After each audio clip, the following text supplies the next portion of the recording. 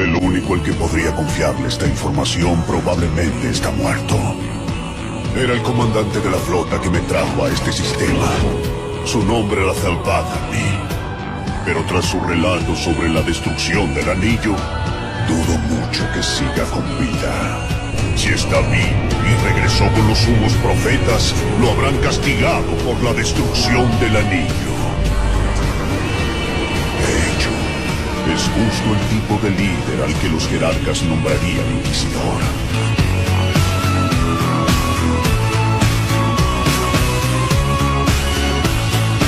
¿Y al convertirse en inquisidor? Lo habríamos perdido para nuestra causa. ¿Qué es lo que quieren que su inquisidor haga? Renuncia de derechos. Los personajes usados para esta historia no son míos ni son de mi propiedad, únicamente la historia es original mía, créditos a los respectivos creadores de los personajes. Capítulo 2. Sombras entre los hilos en la oscuridad, los depredadores no son los únicos que acechan. A veces, lo que cazas, también sabe cazar. La noche se había asentado completamente, bañando el bosque en sombras profundas y suaves haces de luz lunar. Los árboles, retorcidos por el tiempo, parecían siluetas fantasmales y los crujidos de ramas distantes eran la única compañía para el Sangheili que avanzaba con paso firme. Tel 'Vadam caminaba entre raíces y rocas con su carabina firmemente entre las manos. Su espada de energía descansaba apagada en su cintura, lista para ser desenfundada en un instante. Su mirada se movía meticulosamente de izquierda a derecha. No confiaba en este planeta. Ni en su aparente silencio. Había algo extraño en el aire. No el olor de la humedad. No el leve humo del fantón estrellado a la distancia. No, era otra cosa. Presión. Como si cientos de ojos invisibles lo observaran desde la oscuridad. Como si algo antiguo, perverso y estructurado estuviera probando su temple. Y Tel no era un ser ignorante. Había enfrentado al Flood. Había recorrido bibliotecas Forerunner llenas de trampas cognitivas. Había caminado entre cadáveres de sus hermanos. Esto no me gusta, este olor, lo he olido antes, murmuró en voz baja, apenas un susurro que se apagó entre las ramas. De pronto, un leve tirón. Una vibración sutil en su tobillo. Bajó la mirada. Un hilo. Delgadísimo. Brillante como seda de cristal. Había cruzado una línea tendida a nivel del suelo. ¿Una telaraña? La pregunta rondó por la mente del inquisidor un breve momento, siguió avanzando lentamente, pareciera que a medida que avanzaba una niebla comenzaba a ascenderse lentamente por toda la zona, repentinamente un pequeño sonido comenzó a llamar su atención, pasos pequeños, no de una persona, sino de un animal o algo más, varios, sonidos viscosos, raros se percibían, repentinamente el inquisidor sintió que algo caía en su hombro, lo tomó con su mano, una araña.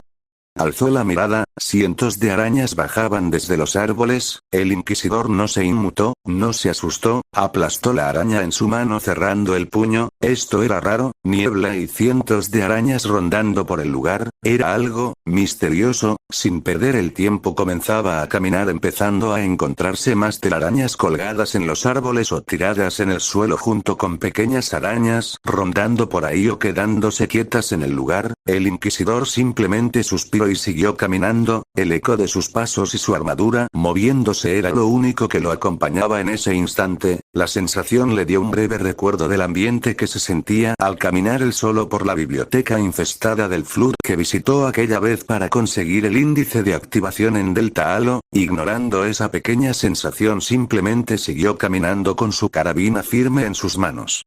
A medida que caminaba cada vez más, el bosque parecía empezar a cambiar. El suelo crujía. Las copas de los árboles parecían inclinarse. Las telarañas, antes sutiles, ahora colgaban como velos funerarios.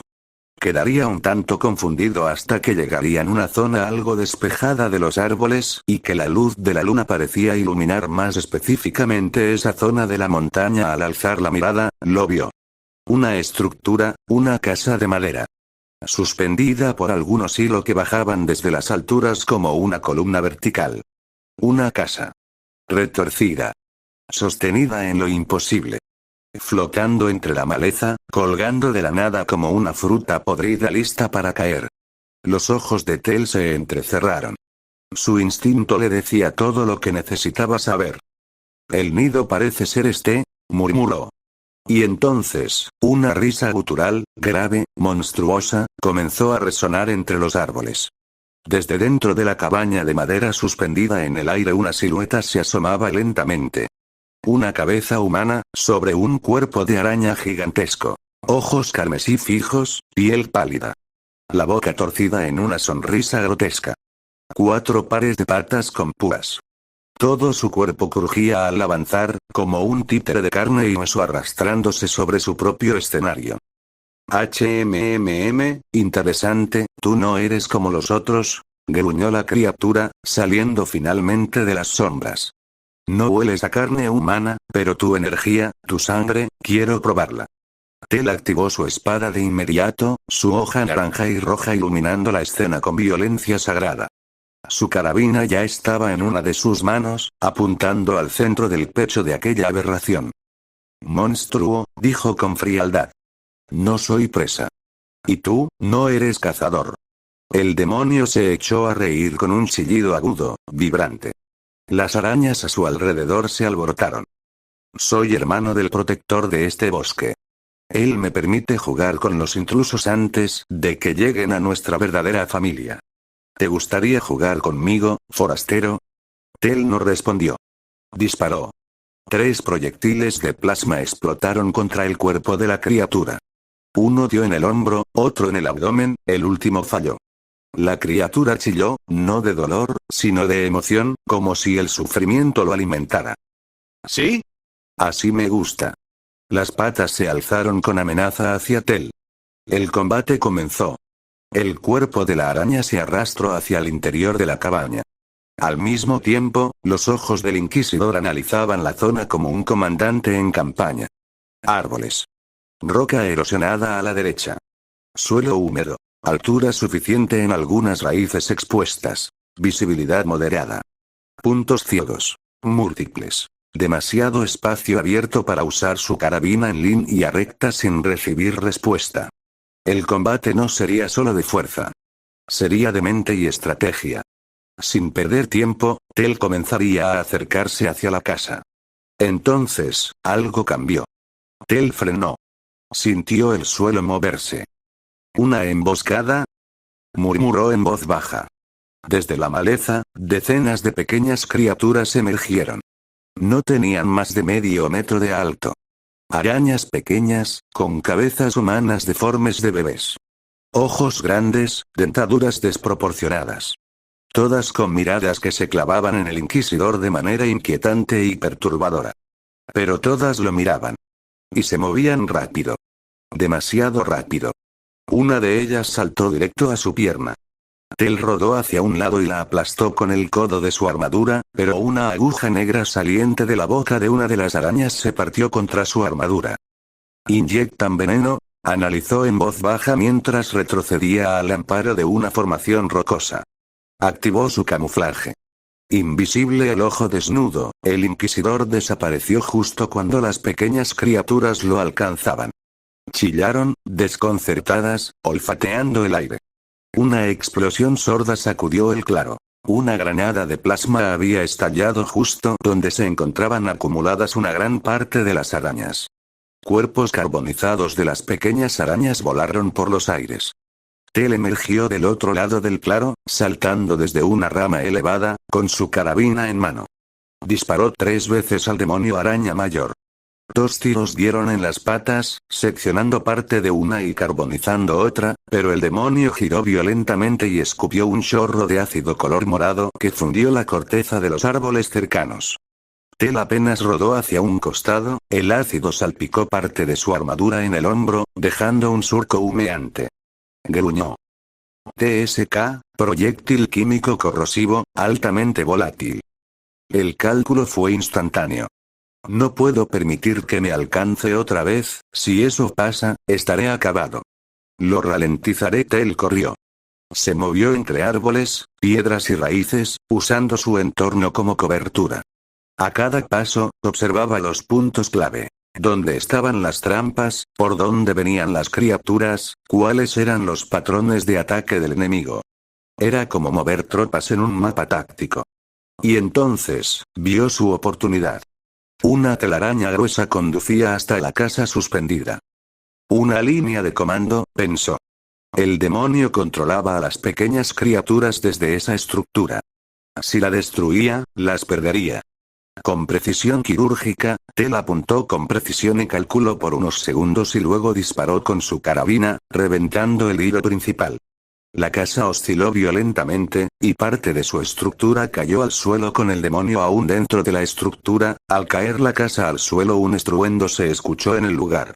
Las pequeñas criaturas se tambalearon y muchas colapsaron, desconectadas del control.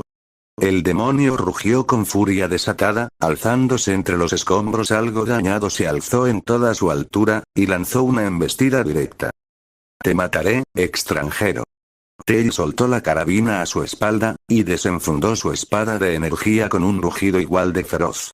La hoja carmesí rugió como una llamarada viva y amenazante. El demonio lanzó un chorro de ácido. Tell dio un salto hacia el costado, rodando bajo una raíz expuesta, se alzó y, justo cuando el demonio bajaba su mandíbula para morderlo, saltó. Apoyó su pie sobre una de las patas del demonio para ganar impulso y clavó su espada de plasma en el cuello humano del monstruo. El plasma ardió, cortando hueso, carne, nervios. El demonio chilló y trató de sacudírselo para liberarse, pero Tell giró la empuñadura con violencia y le cortó completamente la cabeza en un solo tajo rotatorio. Silencio. El cuerpo se estremeció. La criatura colapsó. Su sangre burbujeó sobre la tierra, fundiéndola como si aún llevara veneno en sus entrañas. Tell jadeó, observando el cuerpo humeante. Se arrodilló por un momento, observando las marcas del ácido en su armadura, y luego guardó su espada. El campo estaba despejado.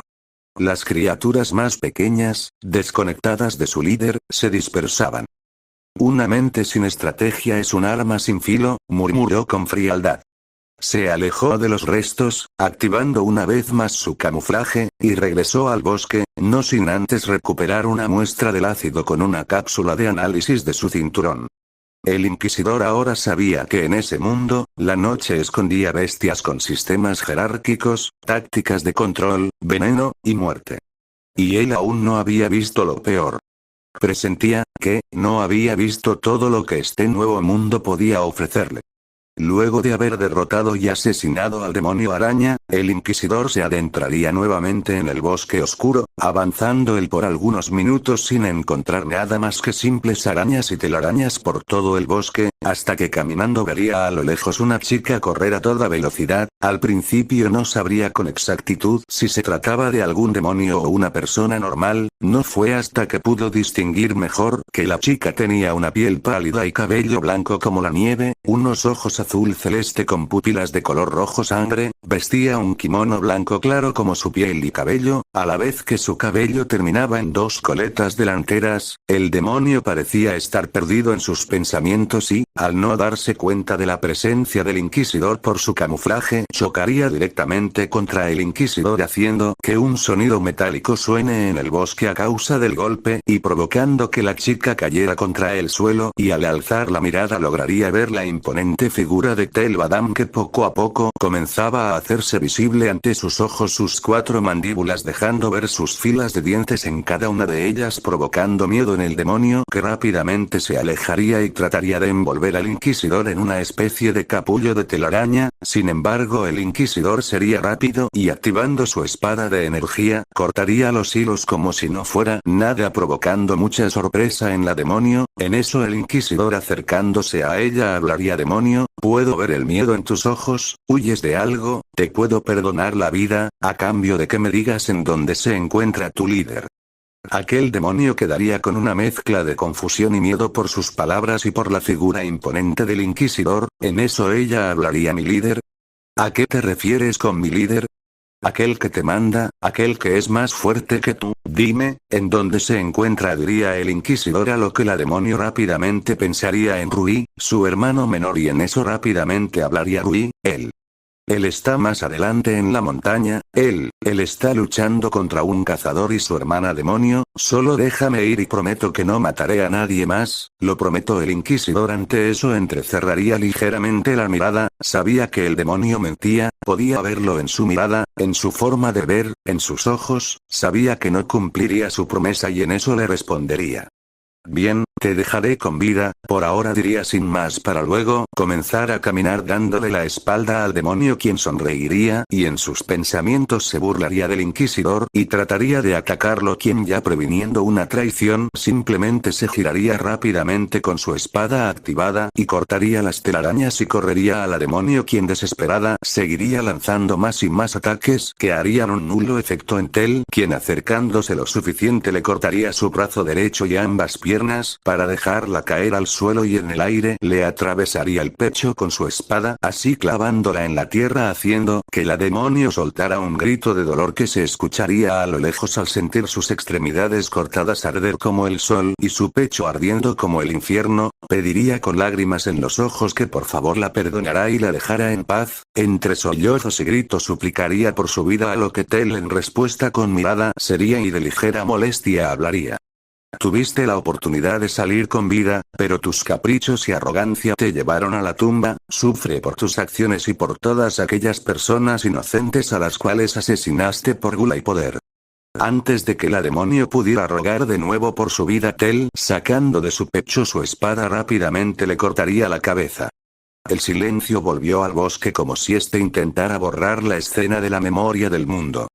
La cabeza de la demonio yacía separada de su cuerpo, sus extremidades cercenadas, su pecho perforado y aún humeante por la energía incandescente del plasma.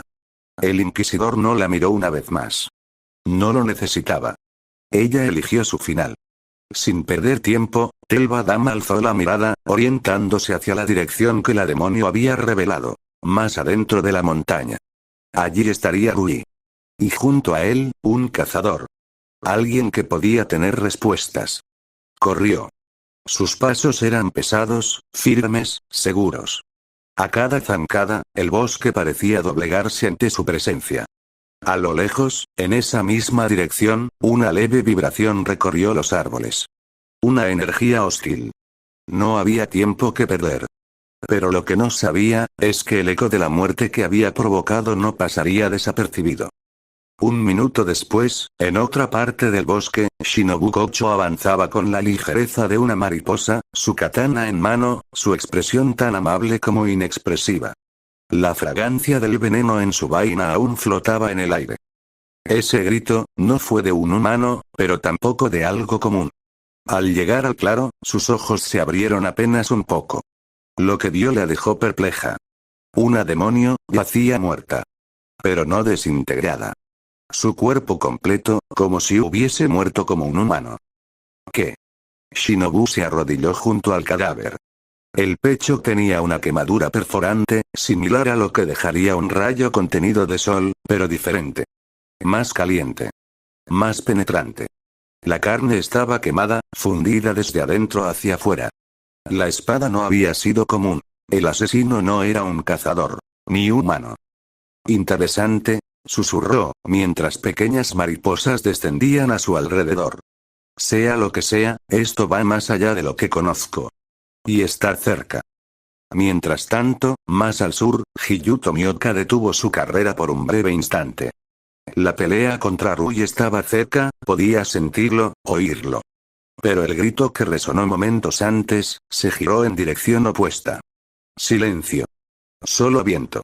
Pero su instinto, afilado como su espada, le decía que alguien más estaba involucrado.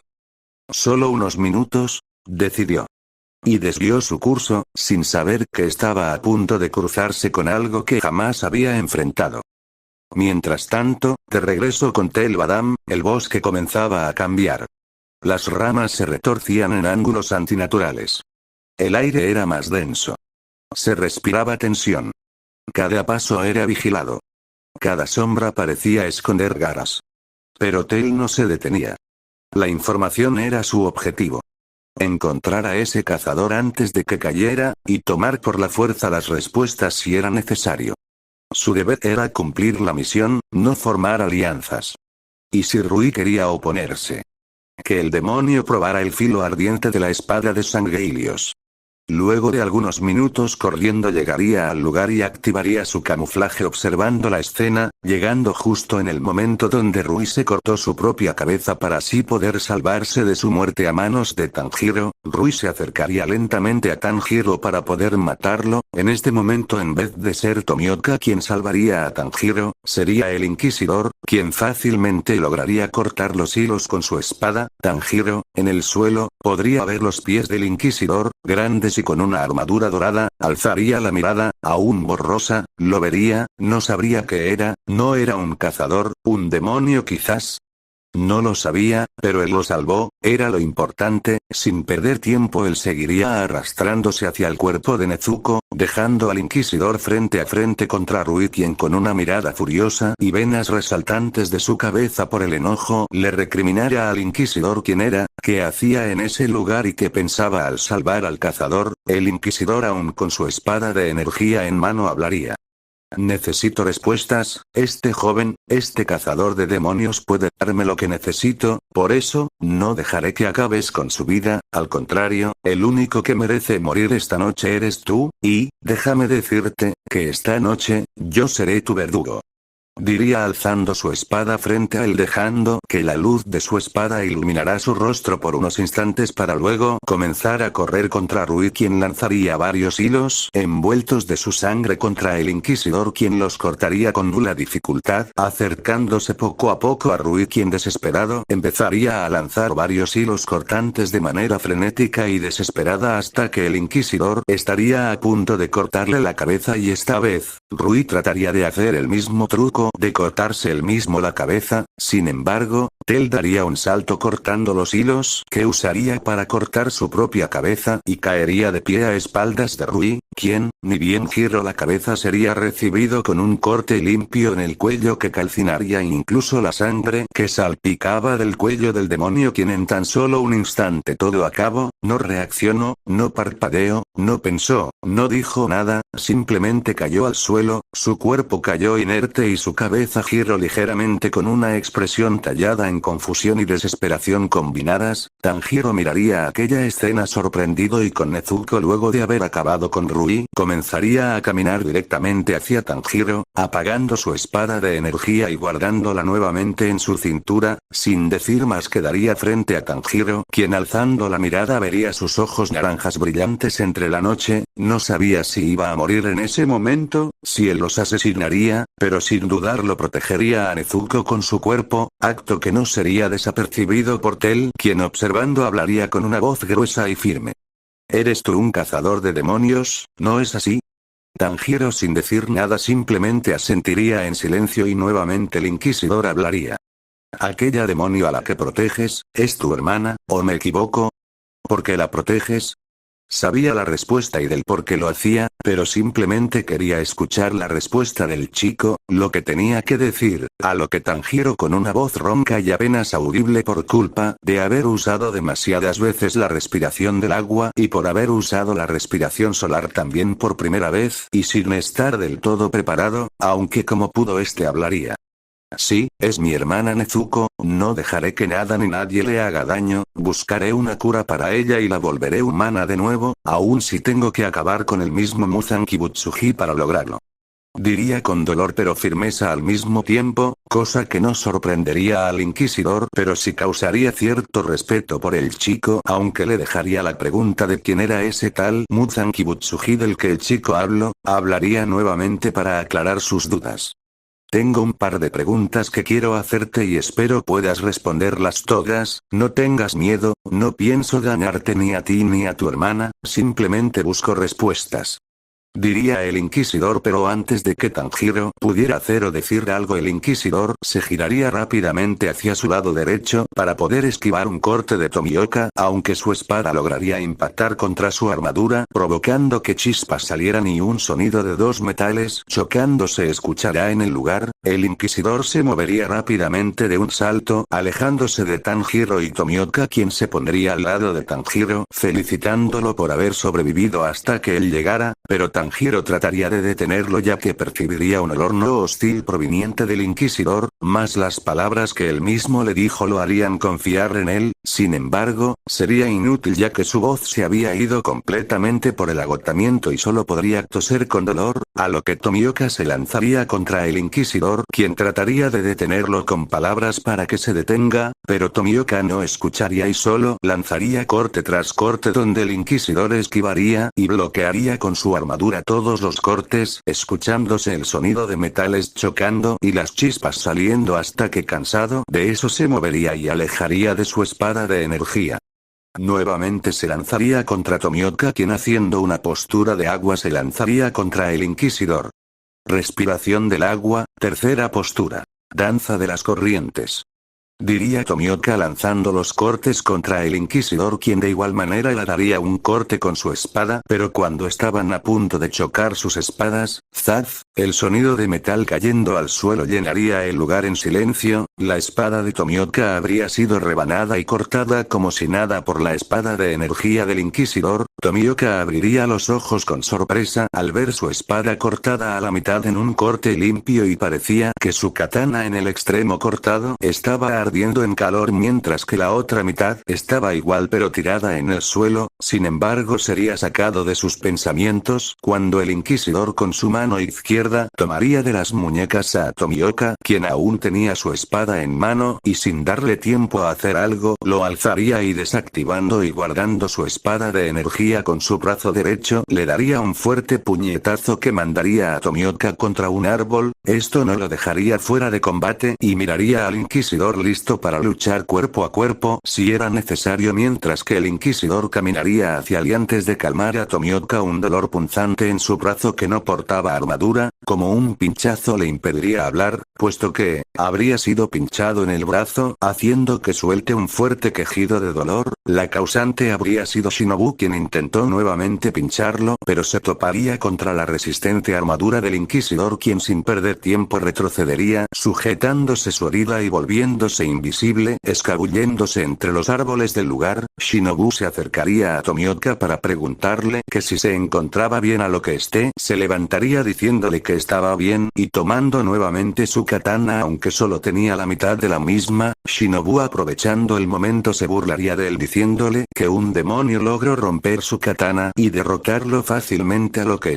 no respondería y aún con su katana partida a la mitad la tomaría firme y se pondría en guardia. El inquisidor estaría en la cima de un árbol con su camuflaje aún activado. El veneno de Shinobu no le hizo ningún efecto puesto que solo era efectivo contra demonios y él no lo era. Algo irritado y molesto pensaría: si no me dan respuestas por las buenas, tendrá que ser a la fuerza entonces.